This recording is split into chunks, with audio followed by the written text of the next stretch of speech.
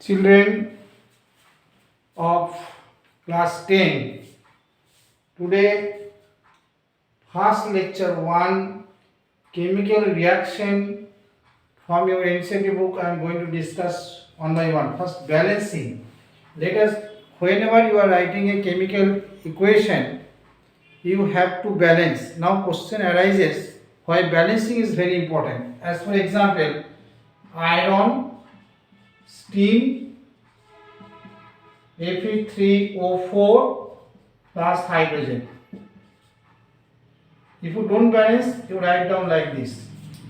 That means when steam is passed over iron, we are getting ferric oxide and hydrogen. Now how to balance? It is very embarrassing situation for student in examination on how to balance. Sometimes they use heat and redox reaction, so many types of there, but I am shortest method I am teaching you how to balance. Suppose you don't know whether you will write 2 or 3 or 4 and 6, like this haphazard number, you are just disturbing your mind, what exactly what number I should place over there. But why balance is important, that is very important to us. Why balance is important? Because you know these are called reactants. These are called reactants. Reactants have so many atoms: iron, hydrogen, oxygen. At the same time, you see it is called product. So some reactants reacting under certain conditions sometimes, and you are getting product. Now my question is, if product is gas, then you write down G. If it is solid, then S. Otherwise, you write down L liquid. Now how to balance? Now every chemical equation, first reactants, they react, they form new compounds with the help of different types of bonding. But you remember always, atom is not created, atom is not destroyed here. So before reaction, atom for individual element must be same as the atom of product side. That means atoms in the product side is equal to atoms in reactant side. So let us see A, B. Suppose you place A, then B, H2O. You are writing like this: C, Fe3O4 and D, hydrogen. Now question is A, B, C, D now balanced. Now question is, how can you determine A, B, C and D? That is the algebraic method. Now you see in the left hand side, iron atom A, the right hand side iron atom 3C. This one here. Number of atoms in this case A, number of atoms of iron for that case 3C. So since iron atom not lost, not created, so A must be equal to 3C logically. Again we write for iron, it is clear.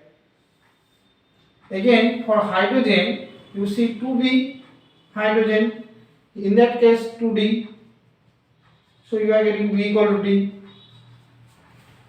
You see reactant size, total hydrogen 2B, product size total hydrogen 2D. Since hydrogen not created, not destroyed, so 2B equal to 2D, so B equal to D. Similarly for oxygen, you see how many oxygen there? Here B. Now that side oxygen 4C. Clear? Now all A, B, C, D you bring into one letter. So instead of A you can write A equal to how much? 3C. So 3C iron. Instead of B equal to D, B equal to 4C. So 4C water equal to C Fe3O4. Now D equal to B equal to 4C. So write down 4C hydrogen. So C if you cancel, then it is coming 3 iron equal to 4 H2O equal to Fe3O4 plus 4 H2O. Let us see whether balance clear or not. 3 iron, 4 hydrogen, 8 hydrogen, 8 hydrogen, 4 oxygen, 4 oxygen. It is balanced. Again, I am telling you, Fe plus H2 equal Fe3O4 plus hydrogen. Now, before reaction, individual atoms of every element must be equal to individual atoms for every element in product side. Now, iron is balanced by A, water by steam balanced by B, and C and D. Now, mathematically, by giving some logic, I am writing A must be equal to 3C, because before reaction, number of iron atoms must be equal to number of iron atoms after reaction, that is 3C. So equal to 3C. For hydrogen, we get 2 hydrogen 2B, in that case 2D. So we are getting 2B equal to 2D, B equal to D. Now for oxygen, you see what is oxygen? B, that side oxygen is 4C. So B equal to 4C. You solve all in terms of one letter A into C. So A equal to what? You write in 3C. You write down 3C. B equal to 4C. You write down 4C. C and D equal to write down. D equal to B. B equal to 4C. So you write down 4C. Now balance 3 Fe, 4 H2O, Fe3O4 plus 4 H2O. But this equation, in this way you can solve so many equations. When number of products more, your equation are simple. At that case, number of equation will be more. So it is possible for you to write down the equations, chemical reaction, all chemical reaction at a page one by one, and by hit and trial you solve again you write, and in this way you practice. But this is another method. Now different types of chemical reaction you will face in your syllabus. It is very disturbing for the student to remember all types of chemical reaction takes place in different chemical chapters. So I am discussing, but some clue you must always remember, try to understand. As for example, combination type reaction. You see the type of reaction, combination type reaction, carbon,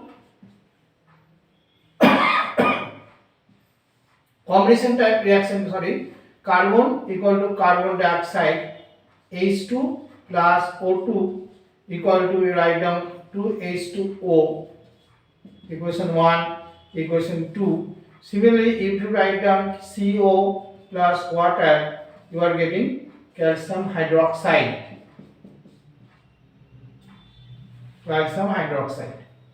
So 3 equations you have written for the combination type reaction. So again I am telling, today topic is chemical reaction. Class 10 inside is lecture 1 from your syllabus. I am trying to complete your syllabus one by one. As I know, carbon plus oxygen, that is combining, carbon and oxygen, they are combining, and we are getting a molecule carbon dioxide, that is combining 2 or more than 2 elements. In that case, hydrogen and oxygen combining, we are getting water or water vapor, and this is Slacker line or Slacker line, and this water you are getting calcium hydroxide. That is also combination type reaction. Combination type reaction, 2 reactants combining, giving you the product, that is the product side. Combine, after combination you are getting the product. Again I am telling, first carbon, if you pass oxygen, they are combining and you are getting carbon dioxide. Clear? Similarly, hydrogen combining with oxygen, you are getting water or water vapor, 2H2O. That is also combination type reaction. Calcium oxide combining with water and you are getting calcium hydroxide. Okay. Similarly, decomposition type reaction. Decompose means breaking, decomposed. Suppose one thing, suppose this is thing decomposing a different product. As for example, I will give you Fe3. Now decomposition type reaction I am giving you, decomposition type reaction. What is decomposition reaction? One product, as for example FeSO4 7H2O. It is called green vitriol. Remember it. Blue vitriol, green vitriol, so many vitriol, oil vitriol, that is H2SO4. That is green vitriol. If you heat, color will change. It is green color. Color will change to white FeSO4. Now once if you heat FeSO4, it will decompose to you are getting decomposed to Fe2O3 sulfur dioxide and sulfur trioxide. In this you balance it like this, 4 and 6 and 2, you balance 8. That is 8. Now FeSO4 decomposed to ferric oxide, sulfur dioxide and sulfur trioxide. Similarly, calcium carbonate,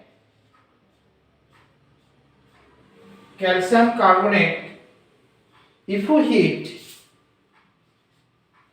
it will give you calcium oxide and carbon dioxide. Calcium carbonate, if you heat, you are getting calcium oxide and carbon dioxide. Similarly, lead nitrate, if you heat, you are getting lead oxide, NO2. You are getting lead oxide, NO2, lead nitrate. Clear? That means calcium carbonate, calcium oxide O, and lead nitrate, you are getting NO2 and PbO2, NO2.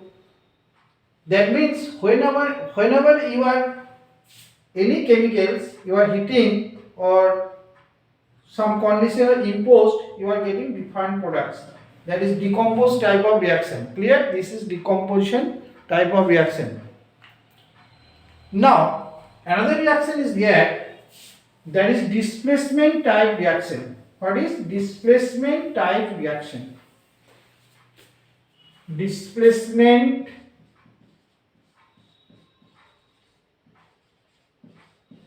type. As for example, you are getting copper sulfate and iron. What you are getting? Copper and iron sulfate. Sometimes copper sulfate, that is copper sulfate, and you are getting iron. If you dip, you are getting copper precipitate and iron sulfate. Similarly, zinc sulfate, copper sulfate plus zinc, you are getting the same reaction, copper and zinc sulfate. Now question is, in that reaction, in copper sulfate, copper is displaced by iron and you are getting copper and iron sulfate. Similarly, copper is displaced by zinc. Question is, how can you explain this type of reaction? If you want to explain this type of reaction, first consider metal activity series. Consider metal activity series. Very important series. In this series, as we go down, reactivity decreases. If it is go down, reactivity. First the sodium is there, Na, calcium, magnesium, aluminium, iron, tin, then zinc, iron like this, tin, lead, most probably like this, hydrogen, then copper. After that, most probably Hg, Ag, Au, like this. You go through the books, you will get this type of metal reactivity. That is very important. Metal reactivity for chemistry purpose. Sodium, potassium, sodium, calcium, magnesium, aluminum, zinc. In this you remember. Sometimes it is problem. But to try to understand, I am telling one thing. You see in this series, hydrogen here. Now copper in that position. So iron and zinc. You see zinc as well as iron is above copper. Yes or no? In metal reactivity series, position of zinc and iron is above copper. Naturally, iron and zinc will displace copper from copper sulfate. If this answer you remember always.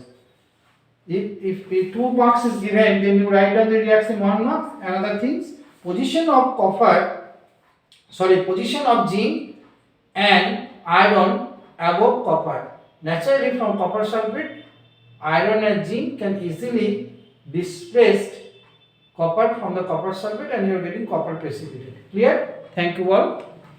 So you remember. So today what I have discussed, why balancing is important.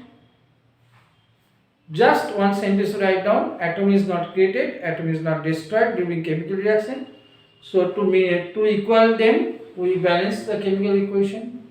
Or you can indirectly tell total mass before reaction, if there is no mass loss by any method, and total mass after reaction must be same. Mass coming from the atomic weight, you know. Then what is the combination type reaction? Two element or two molecule combining and giving you the product. That's combination type reaction, already I have told you. Then I discussed with you what is the decomposition type reaction. Decomposition means one compound either heating or by any mechanism you are dividing in different products.